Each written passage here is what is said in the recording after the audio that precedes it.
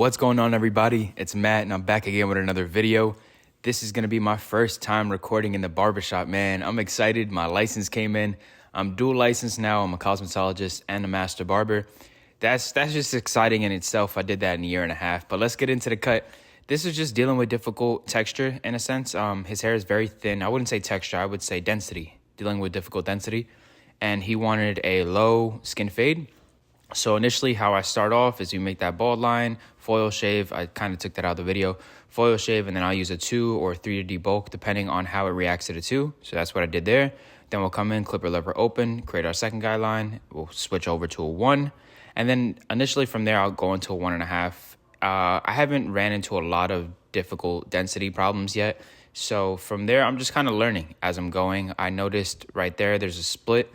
So I start using clipper over comb, and I think next time I just would have did texture shears instead of clipper over comb, because I feel like clipper over comb took a big chunk of his hair on a certain side. But I fixed it up with texture shears afterwards.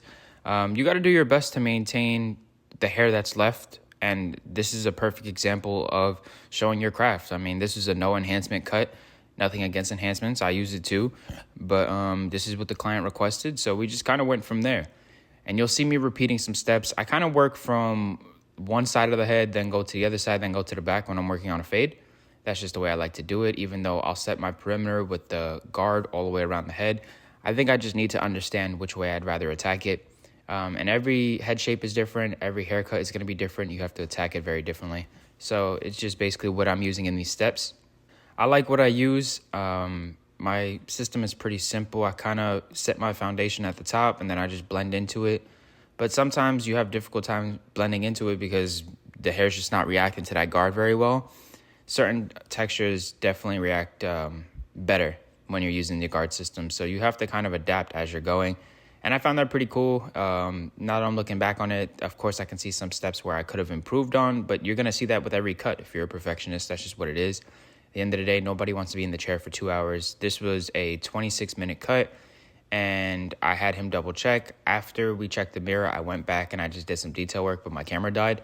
So right here, I'm just lining it up. And I use Beams method, start with the boxes to create that A reference and B reference, and then C would be the middle point up until those boxes. So we have it come check it in. The difficult part with the fine texture is the hair does move. So I did use a holding spray in the beginning. And once we realized we weren't cutting anything off the top, I just kind of went from there. And you can see the blends coming together. Honestly, I'm pretty happy with this cut. He was really happy with this cut. He's originally from California, so finding a barber out here in Vegas, he was pretty happy about that.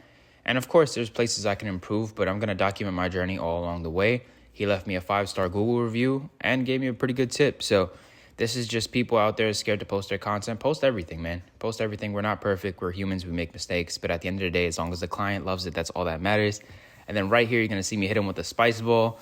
It smells good. I got this from Barber Depot out here. And he's laughing. He's like, yeah, it smells good, but it's spicy, man. And that's going to wrap this one up. I'll catch you guys on the next one.